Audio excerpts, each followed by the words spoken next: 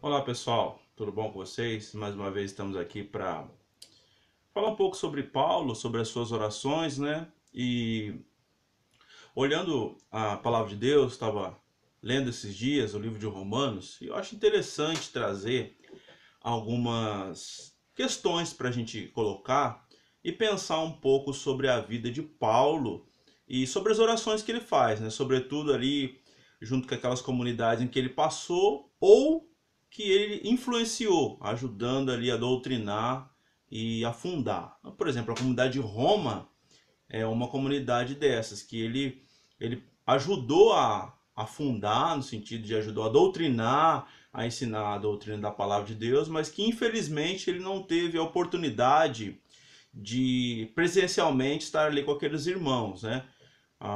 O evangelho, não, o evangelho não, a pregação do evangelho de Paulo, na verdade, ela termina em Roma, né? O Atos dos Apóstolos mostra isso, que Paulo termina em Roma, que provavelmente ele é morto em Roma ali, nos anos 67, 68, é a cronologia, a gente é, é muito impreciso de se falar. Mas Paulo então termina seu ministério morrendo em Roma por conta, talvez ali, de uma desobediência, né? No final de Atos mostra que o irmão mostrou ele lá sendo preso, etc. Aí é questão, né? A gente não entra nesses detalhes, né? De por que se foi, se não foi. Nosso intuito é ver o que a Bíblia nos diz, né? Mas não o evangelho, a pregação do evangelho em Paulo, ela termina em Roma, né? Atos dos Apóstolos mostra muito bem isso, ilustra que o apóstolo Paulo chega em Roma e ali termina, entre aspas, o livro de Lucas, né? Lucas ele traz uma perspectiva um pouco diferente, né? Trabalhando algumas questões e mostrando a vida ali do apóstolo Paulo. Mas eu gostaria então de falar nessa ocasião sobre o capítulo 12 de Romanos, versículos 1 e 2. Só o versículo 1 e 2. Diz assim a palavra de Deus: Rogo-vos, pois, irmãos, pelas misericórdias de Deus, que apresenteis o vosso corpo por sacrifício vivo, santo e agradável a Deus, que é o vosso culto racional. E não vos conformeis com este século, mas transformai-vos pela renovação da vossa mente, para que experimenteis qual seja a boa, agradável e perfeita vontade de Deus. Qual que é a oração de Paulo aqui num primeiro momento? Nós temos que entender que o apóstolo Paulo, ele usa um livro do Antigo Testamento para basear a sua noção de santificação e de perfeição no sentido de cumprir a vontade de Deus. Qual é esse livro? É o livro de Levítico.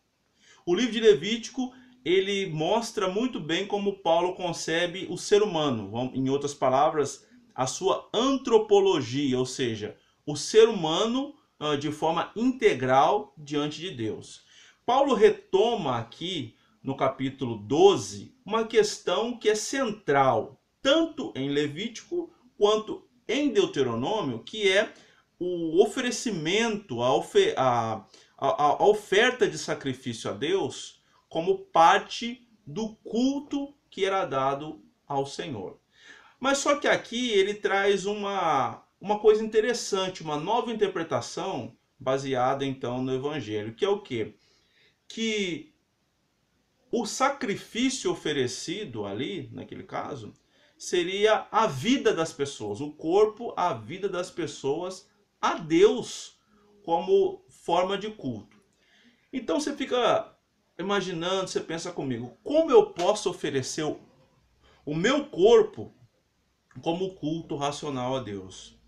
Paulo, ele nos dá a entender que eu consigo oferecer o corpo como sacrifício a Deus, como culto a Deus, na medida em que eu me coloco como um instrumento de Deus, como alguém que faz a vontade de Deus para servir ao próximo.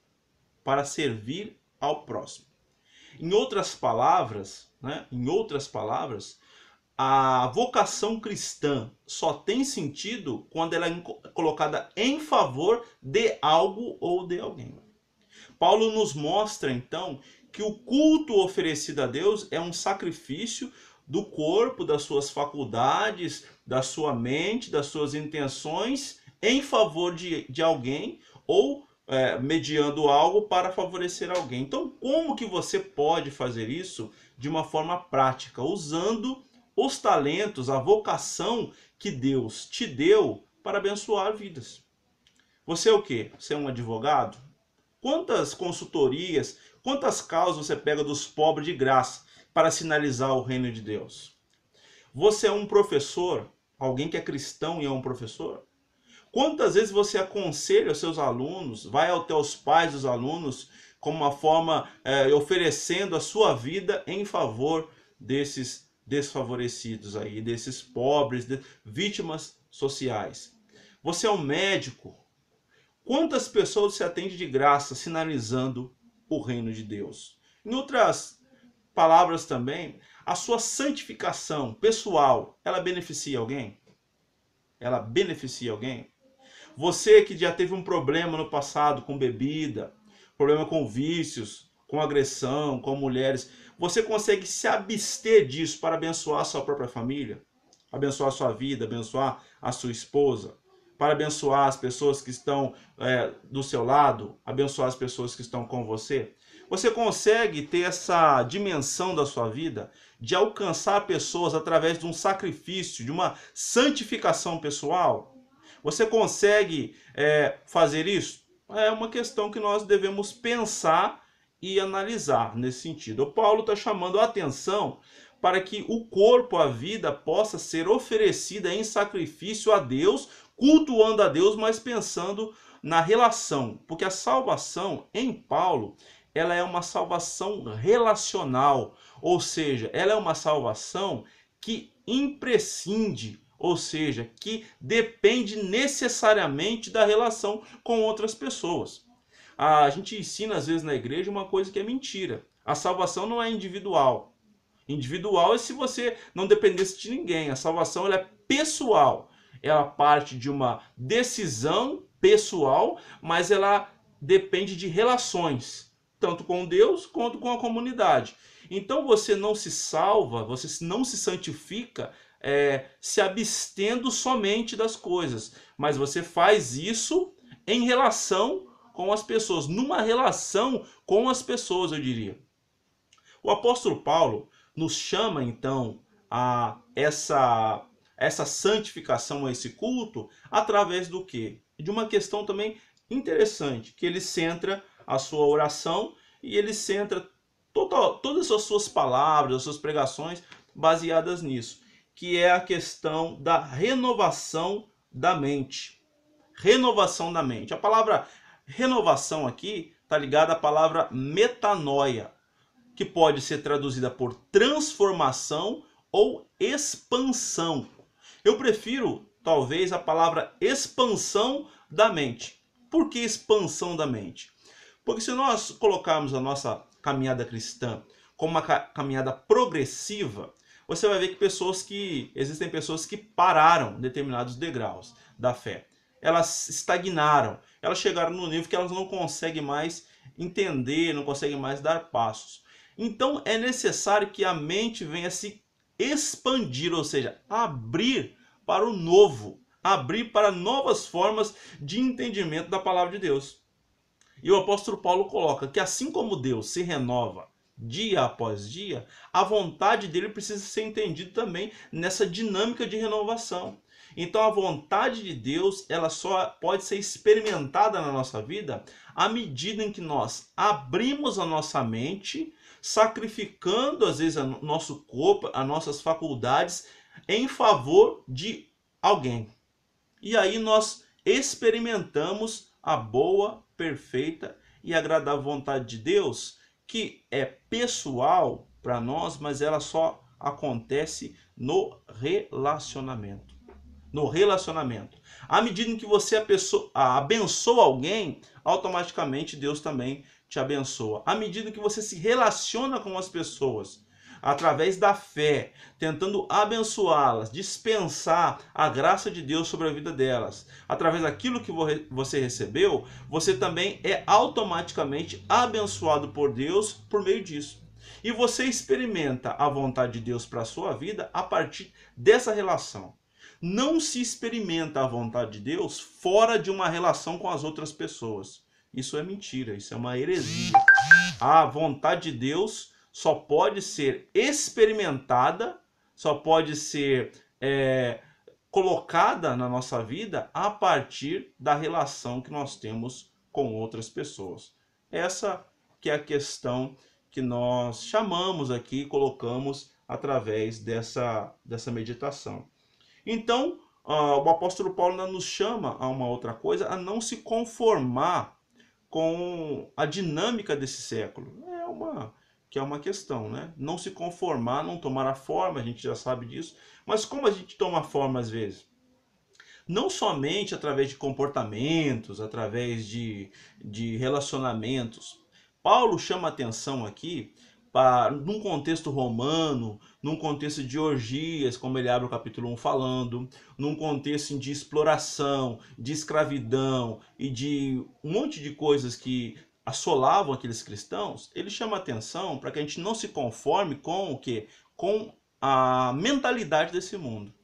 Se você, meu irmão, é um empresário, minha irmã é uma empresária, se você traz a lógica do sistema capitalista para as suas relações e as relações da igreja, você está se conformando completamente com esse mundo, porque o padrão do evangelho ele é superior ao sistema socialista, capitalista e qualquer outro sistema humano. Ele transcende esses sistemas.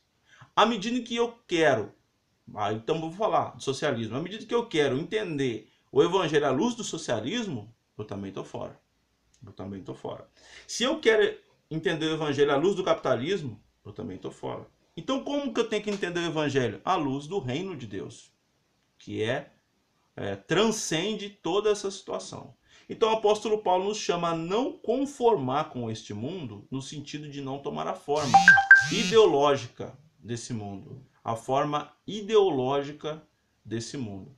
É isso que nós precisamos fazer para que a nossa vida venha, então, a cumprir a vontade de Deus. Nesse sentido, ele nos chama a ser abençoadores de outras pessoas, através da nossa vida, sacrificando coisas, o nosso corpo, em oferta a Deus, em relação às pessoas que estão do nosso lado, às pessoas que estão na nossa comunidade.